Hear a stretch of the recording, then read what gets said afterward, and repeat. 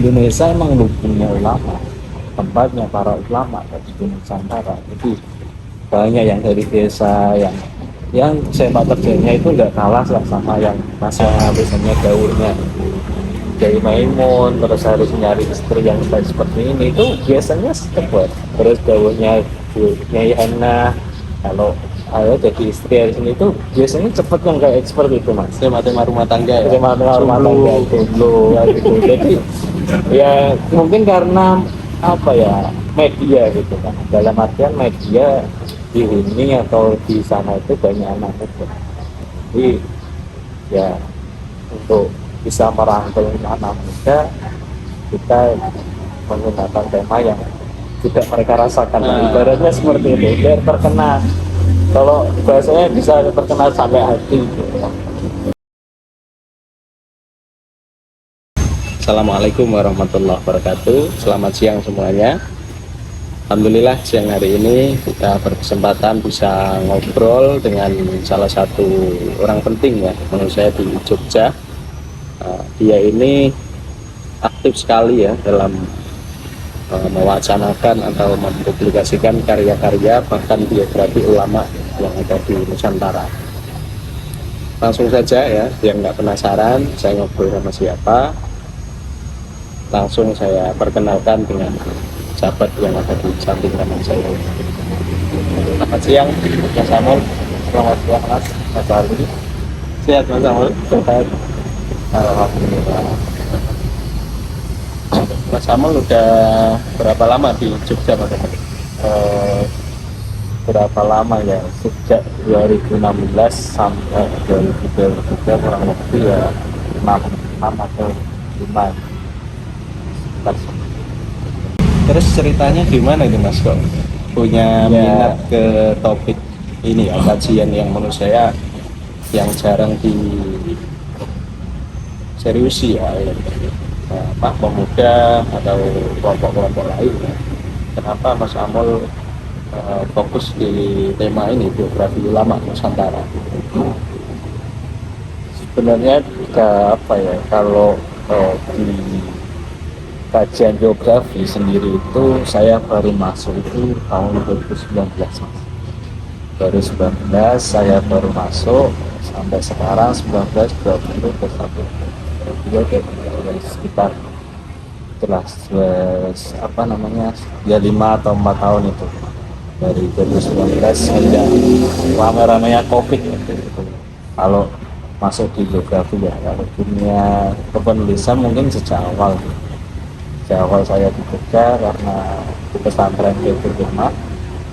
Sana dididik tentang kepenulisan atau literasi, itu langsung ibarat hidup itu saling menyambung lah. Jadi ada apa namanya, ada keterkaitan semuanya. Berarti memang lebih dulu Mas Amul sebagai penulis ya. Penulis. Terus ya semakin kesini ada satu bidang yang harus ditekuni. Ibarat kemarin tersesat, masih memilih-milih ini apa ya, mau fokus kemana. Alhamdulillah semakin kesini kayak semakin menemukan ini Jalan ya. Maksudnya jalan gimana itu Mas Amul? Kalau dulu ya cerita ya mas ya, dulu 2016 di Jogja itu kan banyak jenis tulisan, dan kami sendiri atau saya itu pelajari di pesantren kreatif itu mah, mulai cerpen, esai, puisi, terjemahan, terus artikel, apa namanya, jurnal dan lain sebagainya, itu hampir semuanya dipelajari.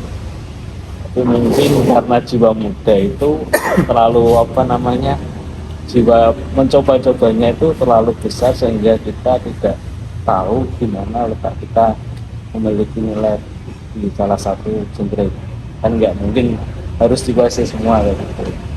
Nah makanya setelah itu perjalanan 16, 17, 18 itu 19 saya ketemu dengan salah satu guru ya Nurul Ulum, kalau saya manggilnya. Nah itu apa namanya, sebelumnya sih belum kenal sama beliau. Yang kenal itu malah kayak saya, dalam artian Pak Yayaki itu. Nah, terus saya masih ingat itu pertama kalinya. Pertama kalinya itu hanya ngaji biasa. Ngaji, ya Amirul Ulum itu membuka pengajian kitab karena apa namanya, saya masih kepingin untuk ngaji waktu itu sambil mencari ilmu di pondok. Aku juga ingin cari ilmu di luar, dalam artian ini ada kajian, pembuka kajian, saya ikut. Saya ngaji ke Mas Ulum itu semenjak 2017. Langsung aja 17 ngaji, waktu itu saya sendiri Mas. Dan saya ketika pulang kampus langsung ke sana. Habis maghrib 2017 18 ngaji. Tiba saatnya itu apa namanya, Mas Ulum itu mau mengadakan event lomba menulis biografi ulama. Itu banyak pesertanya, hampir 500-an kalau tidak salah itu. Di lomba itu dari saya sendiri sebagai apa namanya santri yang kenal sama beliau itu ikut. Nah, ikut. Tapi nggak panitia tapi ikut lomba gitu ya? Nggak jadi panitia sana. Waktu itu saya nggak jadi panitia. Peserta berarti ya? Peserta. Panitianya ada teman-teman juga di BPH. Nah, saya peserta. Tapi saya nggak dapat juara. Nggak dapat, cuma dapat apa namanya sertifikat. Dalam artian semenjak itu saya terus dipanggil sama Mas itu untuk ikut kajian, dalam artian ikut merawat lah, ikut belajar agar fokus untuk dalam teori kepenulisan itu tentang biografi. Biografi ya sampai ngaji dia nulis kan. Dari situ berarti perjalanan sehingga menemukan jalan yang tadi itu aku lihat. Berarti tema-tema seputar ulama ini sampai hari ini masih ini ya, masih banyak yang belum bisa menulis atau memang nggak ada yang minat menulis tema biografi itu. Tapi kalau menurut lomba yang diadakan oleh UNC ya, Ulama Nusantara Center ini, saya lihat pesertanya kan tadi 500 ya. Nah, berarti ini kan minat rata-rata santri yang ikut, santri ya rata-rata. Yang menang dari lomba itu apa Mas kriterianya? Ulama yang belum pernah dipublikasikan atau ulama yang punya kiprah atau itu teknis kepenulisan atau seperti apa itu? Lengkap sih untuk masalah penilaian tersebut. Dari ulama yang, kalau ulama ya bukan meremehkan yang masyhur atau enggaknya ya Mas, dalam artinya yang masyhur itu kadang dalam lomba itu apa ya, kayak tumpang tindih.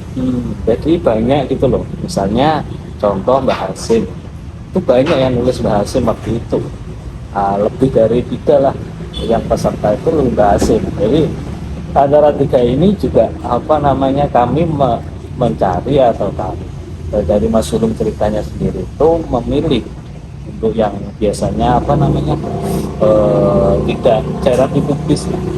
Terutama ini yang menarik itu yang juara 1 itu biografi Kiai Haji Ahmad Sanusi yang dari mana itu, dari Garut kalau nggak salah, pokoknya Jawa Barat, yang kemarin itu baru di resmikan ketika November 2022 kemarin itu menjadi pahlawan nasional. Jadi kayak apa namanya, bener belum ekspor, belum dieksplor tentang tokoh tersebut. Jika tokoh ini dieksplor, ya kemungkinan juga dikaji beberapa orang di luar sih. Cuma memang kriterianya seperti itu, tokoh-tokoh yang yang jarang kita temukan. Terus ada Jakadilun Yahya, ulama eksakta itu yang yang sudah ditulis teman kita juga. Itu kan juga berawal dari salah naskah satu lomba itu ya. Saat referensinya kenapa nulis itu juga dari naskah lomba itu. Karena kita kayak terbuka gitu loh Mas. Terbuka jaringan, dalam artian tuh Indonesia emang punya ulama. tempatnya para ulama di Nusantara itu banyak yang dari desa yang sepak terjangnya itu nggak kalah lah sama yang nasionalis dalam artian terus dan itu penulisan dan sebagainya itu juga jadi kriteria yang secara umum masalah itu. Ya teman-teman, jadi Mas Amul ini termasuk orang penting yang memviralkan tokoh-tokoh ulama Nusantara yang belum begitu terkenal. Karena kalau mohon maaf, kalau saya lihat di websitenya ya UNC Ulama Nusantara Center.com itu ada satu lini penerbitan ya Global Press. Nah, itu lebih dulu global atau UNC-nya Mas Amul? Karena kalau mungkin teman-teman sudah banyak yang tahu ya buku-buku yang lahir dari Arbit Global Press itu rata-rata memang fokusnya di genre biografi ulama ya. Saya Soleh Darat ya, Mas Soleh Darat, ada Kartini Nyantri ya. Dan Mas Amul ini adalah salah satu redaktur di sana. Jadi ini Mas yang saya penasaran, sebelum banyak konten kreator ya yang membidik tema keulamaan atau kebiografian ulama Nusantara, ini belum banyak muncul quote-quote atau dawuh Bunyai ya waktu itu. Jadi yang menjadi pelopor menurut saya ya yang mempublikasikan dawuh-dawuh Bunyai itu ya dari Ulama Nusantara Center. Nah itu ceritanya seperti apa Mas itu Mas? Itu karena ingin mencari sesuatu yang belum terpublish di layar ramai atau memang ada siapa di balik itu semua? Ya terima kasih untuk Mas Adi. Untuk tadi yang Global Press atau NC dulu yang berdiri itu kalau secara pasti karena saya sendiri baru masuk itu 2019 dalam artian pernah guru saya atau guru kami itu Mas Amirul Ulum itu bercerita kalau adanya Global Press itu kayak Global sama UNC itu kayak berdampingan gitu. UNC itu fokus kajian yang Global itu fokus di kayak semacam penerbitan. Di barat ini wong mikir kudu kuat ekonomi kayak gitu. Nah, bisa jadi kayak Mas Ulum dari awal dari videonya video ketika di pesantren juga seperti itu, jadi kayak semacam mendirikan Global untuk bisa menerbitkan punya beliau dan dia sebagai ladang dakwah. Terus di UNC itu juga ada kajian tentang ulama. Terus semakin kesini sebagai admin ya saya itu ada satu tambahan yaitu Ulama Perempuan Center. Ulama Perempuan Center itu ya kalau beliau tujuannya ya memang untuk berdakwah dalam artian biar ada poster itu buat para ulama perempuan. Kalau menurut saya sendiri ini yang yang jadi bakal kekuatan besar itu ulama perempuan, sebab karena ya baik ulama perempuan yang muda, kalau yang tua kayak sudah meninggal itu emang jarang terekspos, jarang digali lah gitu. Tapi untuk yang muda-muda kayak semacam yang sekarang yang masih hidup terus fitrahnya masih terlihat itu kayak menjadi role model para milenial. Banyak yang sekarang ya, misalnya para nawani itu kan juga termasuk yang menginspirasi generasi muda sekarang. Nah, itu menjadi tempat untuk menyebarkan pemahaman atau menyebarkan pemikiran.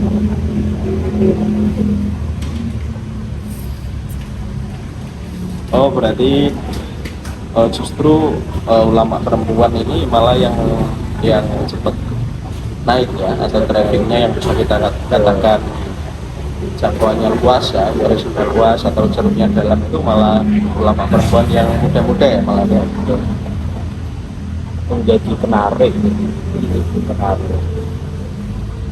dimana kiprahnya yang ya sekarang muda-muda itu kan ya banyak sih mas.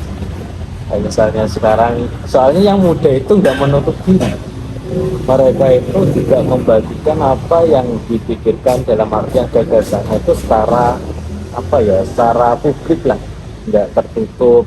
Misalnya ya mengikuti zaman mereka dalam segi berdakwah ya, tidak semuanya tema-tema yang inian gitu ya, direspon terus direspon kayak gitu.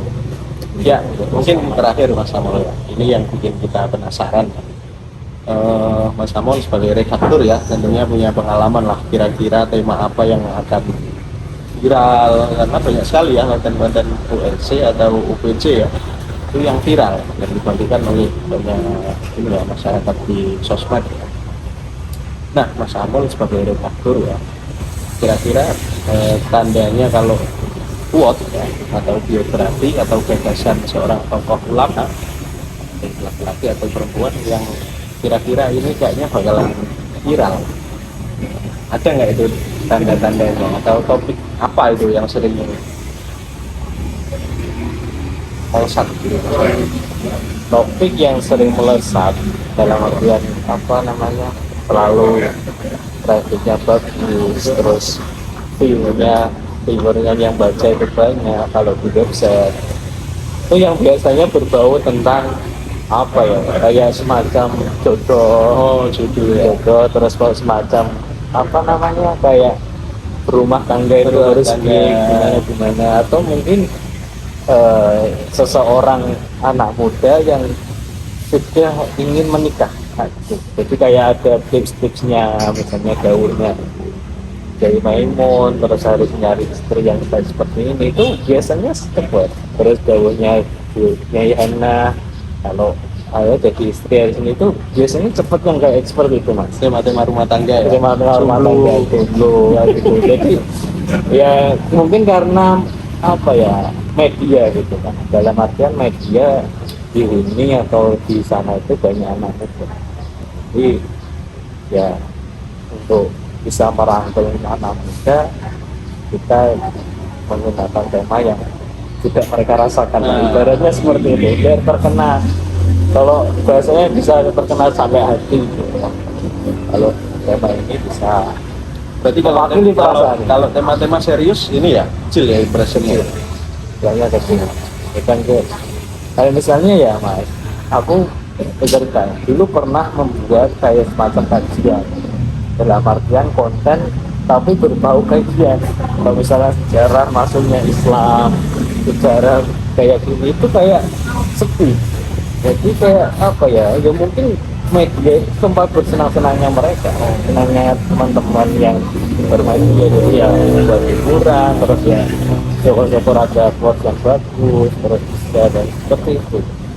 Kalau misalnya berat mungkin ya ada apa ya, mungkin tempatnya tidak di media dalam artian ya bisa misalnya biar nggak diakses terlalu banyak. Kalau di Instagram, TikTok tuh yang pasti yang gitulah, Harus yang ringan-ringan ya. ringan-ringan kayak gitu biar cepet naik. Ya, terima kasih Mas Alum, Mas Amol ya atas waktunya. Ya, kita nggak terasa ya udah menjelang sore ini, alhamdulillah ngobrol beberapa menit dengan Mas Amol ya. Kita bisa banyak belajar ya dari minat dan apa namanya kajian yang digali ya oleh Mas Amol dan kawan-kawan di UNC, di Global Press, dan di Pondok Pedri Ilmah ya. Saya kira ini adalah sebuah kajian yang menarik di bidang ulama Nusantara ini, karena kalau kita nggak belajar dari kearifan, kebijaksanaan para ulama kita terdahulu ya, mungkin kita nggak akan mengenal kebijaksanaan itu sendiri. Jadi saya kira itu untuk siang hari ini. Saya ucapkan terima kasih kepada Mas Amol sudah berkenan mengisi konten kami yang dulu. Cukup sekian. Ya, kita tutup. Assalamualaikum warahmatullahi wabarakatuh.